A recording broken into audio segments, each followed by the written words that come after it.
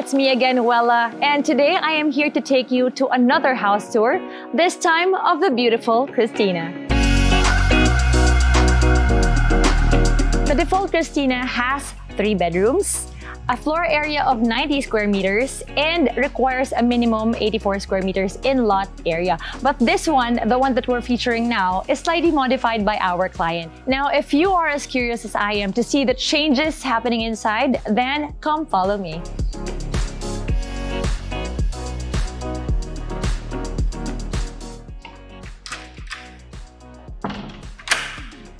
Ayan, so this is the inside of the Christina. But I'm telling you, there's nothing default about this. Sobrang daming modifications ginawa ni client. But before we go on to that, let us first look at the living space. As with every Demeter house, talagang punong-puno ng windows. Diba? Para syempre meron tayong natural light always coming in. This is very healthy, and especially now, naku, napaka-presko. All you have to do is open the windows and the natural air can come in. Ayan. So naka-awning window na rin tayo. If you notice, we have the cove ceiling. And with this one, it will tell you kung saan natin ilalagay yung ating mga furniture. So ako, I can imagine that this will be my couch. I can also add one here. Meron tayong mga sockets there. So I can imagine you can put a nice lamp over there. And then here on this wall, let's go to this wall. Andito yung ating socket for the cable. So this is where I will put my TV. And what I like about this layout is, if you notice, naka-open siya. Ayan, open layout ang tawag dito. And what is good about open layouts is, of course, mas lumalawak tignan yung ating area. And it gives you the freedom to do interior inside your house. Ayan, so this is the living area. Now, let us move on to our dining area.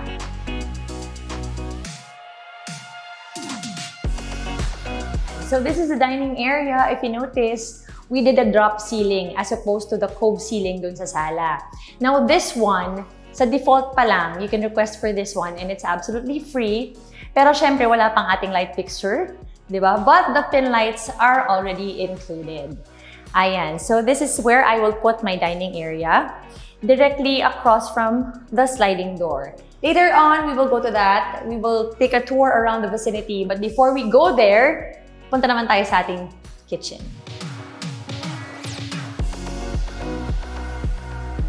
So I mentioned earlier na talaga namang napakadaming modifications ang ginawa ni client, and one of those modifications is of course our kitchen.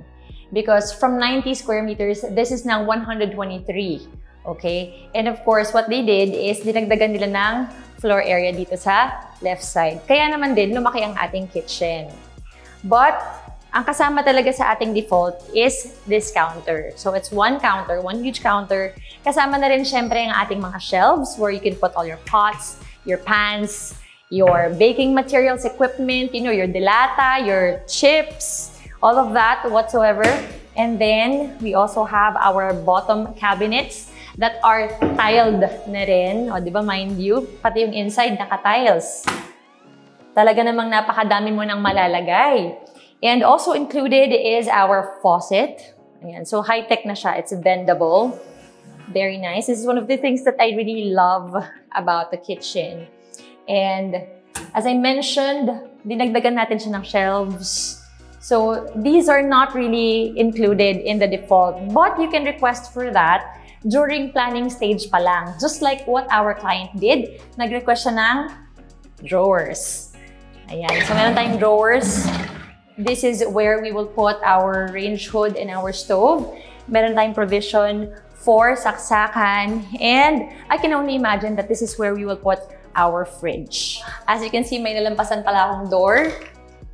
This one goes out to our carport and service area. And very similar to our sliding door, which you saw earlier, we will discuss that when we go around the vicinity later on. Now let us proceed to the switchboards.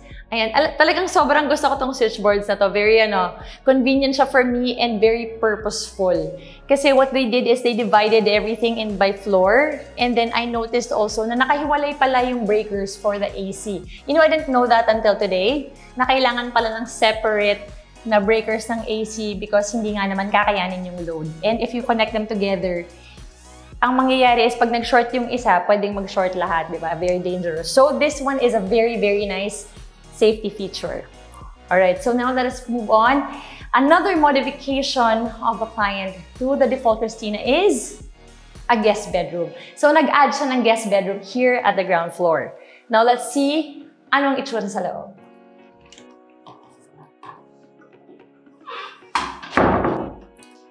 So upon entry, ang sasalubong sa'yo, of course, another window for natural lighting. Important kasi yan.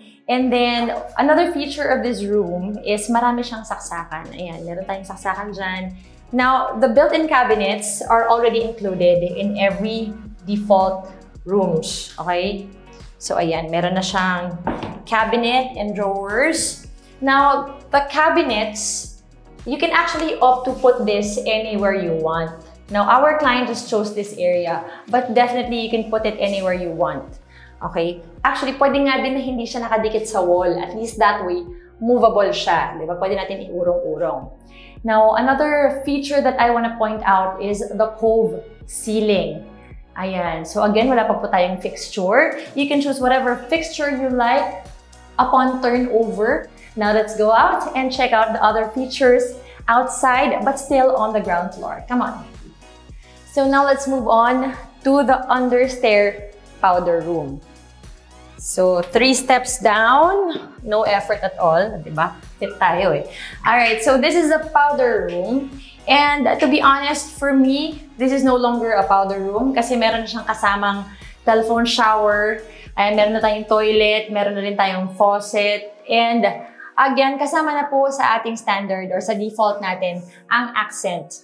Okay, very nice accent by the way. Meron din tayong ayan we have this very nice use of space right here. This can be your room for shoes, you know, maybe some stuff that you want to keep but definitely won't use for a while. And like I said, very efficient use of space.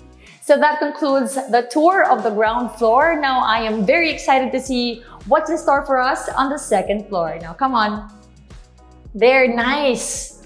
More natural lighting. Ayan, medyo tall to, maganda talaga. Ang ganda ng bring-in ng light. And meron tayong high ceiling over here. And I really hope that the client will put a really nice chandelier. Because if it were me, lalagyan ko to ng mga crystals, ganun. But again, that's just me. Alright, now let's move on to bedroom number 2. So this is bedroom number 2. As you can see, this nice space can fit comfortably a single bed. So all the bedrooms are equipped with built-in cabinets, but of course, all the cabinets don't have to be built-in. Pwede siyang naka-detach from the wall. That way, we will give all the clients the flexibility to put it anywhere they want. You can put the bed anywhere they want. And notice also, ang ating ceiling ay naka-cove ceiling already. Wala pa po tayong fixture because that is totally up to you, whatever you want to put upon turnover. Meron din tayong provision for saksakan. Ayan. It's already adequate. It's enough for you to be able to charge all of your gadgets, your chargers, and your appliances. Alright, so that's it for our bedroom number 2. Now let us move on to the first toilet and bath on the second floor. Now, I'm always curious what toilets and baths look like kasi medyo pihikan talaga ako sa mga banyo. So, let's see. I hope that's nice. And, okay, it never disappoints. Napakaganda syempre ng ating accent wall. And to be honest, everyone, you can choose the accent wall. Yung kanina natin dun sa baba, medyo naka-geometric shape siya. Ngayon naman, pinili ng client na naka-bricks design. Ayan, I love it. Ang ganda ng taste ni client. Meron rin tayong provision for the heater. Meron tayong provision for your toiletries. You don't have to put a rack anymore. And meron din tayong tiny window where you can put like a tiny curtain and make it really, really nice. Now, remember when I mentioned earlier na talaga namang napakadaming modification ni client here at this CRISTINA? Well, one of them is the location of this toilet and bath. And talaga namang naiba ng pwesto ang ating banyo. But if you want to talk about that and if you want to, ask about the original layout of the CRISTINA, you can talk to any one of our live agents who are very willing and eager to help you. Please just contact www.demeterhouses.com. O, di ba naipasa ko pa yon? Now, let's move on to bedroom number 1. So, upon entering bedroom number 2, sasalubungin ka ng dalawang giant windows. Very nice. All the natural lighting are coming in. And this is what I like. I really love this. And let's go around this room and notice first na ang ating ceiling is also naka-cove na siya. Kasama ng pin lights, ang ating fixture on the ceiling is waiting for you to put whatever lighting fixture you want. Kasama na rin syempre ang ating smoke detector. Now, kasama yan sa lahat ng bedrooms. Equipped also lahat ng bedrooms natin with ample charging ports. We have our saksakan over there, left and right. Napakarami talaga. And the usual, syempre kasama ang ating built-in cabinet. Now here it is. Another thing that I want to say about bedroom number 1 is the fact na this space can comfortably fit a single bed as well. Samahan mo na rin syempre ng small desk or maybe a nice dresser. And it will be the perfect kids room. Ayan. And now let's look down and notice ang ating flooring. Kasama na rin yan, yung tiles na yan na naka-wood panel design. This is included in the default package. Now you can choose a different tile, of course, subject to changes in prices. Ayan. But that's totally up to you, guys. Now moving on, I want to take you to the master's bedroom where I believe most of the modifications happened. So come on, guys. Wow!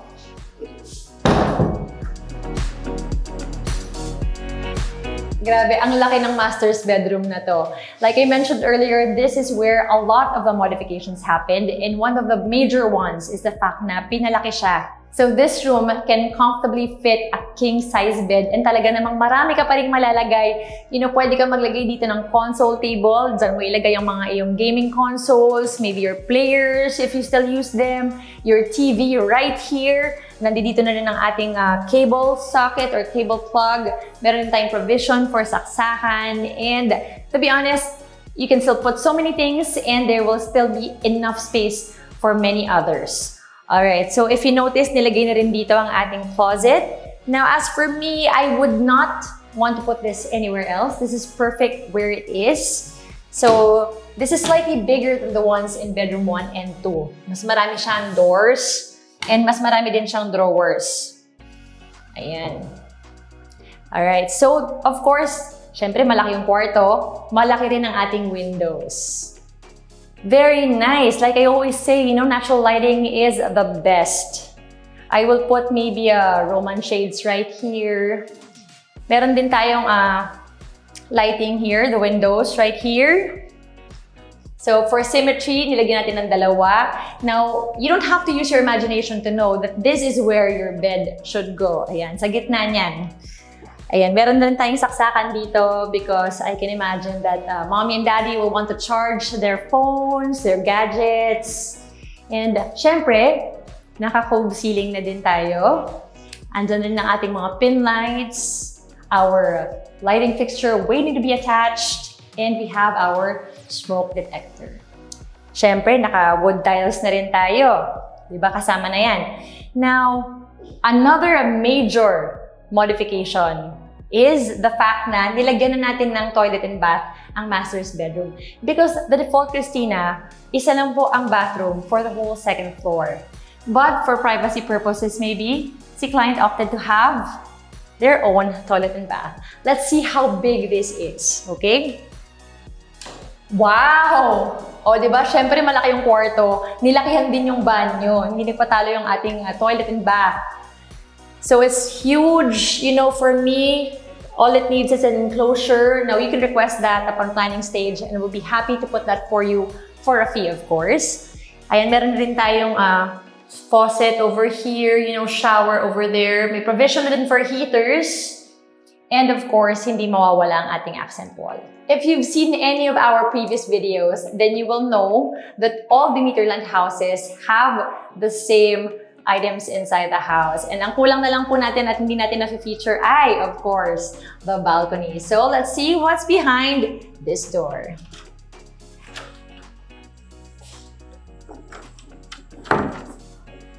So this is the balcony. So this is actually one of my favorite modifications of this house because before, from 4 square meters, ginawa siyang bigger, wider. Actually, I can only imagine na ngayon ang itsura niya is a very small event space. O, diba? This is where you would entertain guests. Kasama na rin ng ating weatherproof sockets, nilagyan na. Para syempre, baka gusto mong mag-video okay or something, di ba? Hindi tayo makuryente. And meron na din siya, syempre kasama na ang ating railing, ang ating metal railing. And another modification that the client did is pinalagyan na niya ng metal roof. Of course, all of these can be included in your package during planning stage for a fee. Lahat po yan pwede nating i-add because here at Demeterland, you know, the clients are our bosses. Kayo po ang masusunod. You can do whatever you want with the space. You can decide on anything. And we will be there with you every step of the way. Now, another beautiful feature, of course, is the tiles. I love these tiles. You know, para siyang resort. Pagpasok mo pa lang, ang itsura niya para kang nasa resort. O, di ba? Ang ganda-ganda niya. This is where I will entertain guests. I can imagine, you know, putting a wicker chair here, a nice coffee table, a nice rug. And to be honest with you guys, the view here is absolutely gorgeous. I can only imagine waking up and looking at this scenery anytime, any day. And that concludes our tour of the second floor. Now, I am so excited to take around the house because marami pa po akong ipapakita sa inyo during this house tour. So come on guys and join me as we go downstairs. So going back to the ground floor, I want to discuss with you the sliding door I mentioned earlier. Ayan. So ito yung sliding door natin. Yan. And because pinrioritize ni client talaga ang space ng interior, if you will notice, nabawasan yung ating space for the exterior. Okay? And what's so nice about that is, it only proves that the client has all access, all decision-making, and everything pagdating sa ating houses here with Demeterland. Ayan. So if you want, you know, you can use this area maybe para magpalamig. Maybe, you know, you can use this to say hi to your neighbors. You know, that will be really nice. Okay. Now, balikan naman din natin ang ating access to the service area. I opened this a while ago, but I will give you a bigger glimpse. So this is our service area. Now, I will take you with me. Let's go past this way, and this will take us directly to the carport. Okay, so pwede ka dito maglagay ng dirty kitchen. Maybe you can do all your kitchen preps right here. Meron tayong mga provisions for water. Ayan. Which means that this is the exact and perfect location for your washing machine. Ayan. And it's still spacious, you know. Pwede ka pang maglagay ng sampayan. So this is the walkway that leads directly to the carport. So ayan, meron kang direct access from carport to the house without having to go through the living area. Okay, and what I like about that is the fact that, for example, namalengke ka or maybe nag-grocery ka, you don't have to go inside the house to bring all of your stuff. You can take it directly to the service area. Now, how convenient is that? All right, now let's talk about this carport. This one will fit one car. And actually, medyo mahaba siya. So, pwede pa tayong maglagay ng maybe bike if you're an outdoor person, you know, maybe a mini playground or play set if you have small kids. Naglagay na rin tayo ng provision for water just in case that you do your own car washing and all of that. Meron na rin tong drainage, so hindi na siya kailangan, hindi na effort, okay, para bumaba yung water from washing your car. Weatherproof socket right here. For anything you want to plug in, maybe your vacuum cleaner while you clean your car. And another modification, by the way, before I forget to mention, is the fact na dahil nilakihan natin yung balcony, naging mas malaki rin yung covered area ng ating carport. Okay? So do check that out. You can do that to your units. All you have to do is talk to any one of our agents, and you can join us during planning stage, and you can decide with us. All right? We'll do a computation and see how or what charges might incur. All right. So now moving on, I want to take you to the lanai area. You know, this area will be fitted with progress and basic landscaping. Syempre now, hindi pa namin nilagay, but this will all be nicely done upon turnover. Lahat yan maayos natin because we want to make sure that somebody's already living here so they can take care, of course, of the plants.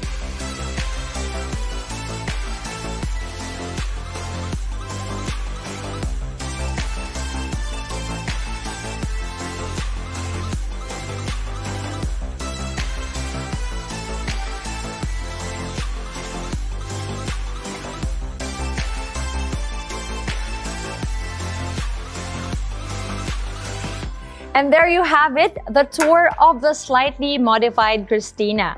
Now, if you're all about elegant living spaces and huge balconies, then this is the house for you. Please feel free to inquire and ask any one of our agents by contacting www.demeterhouses.com. All right, so guys, I will see you in our next tour. Please see us there. Bye!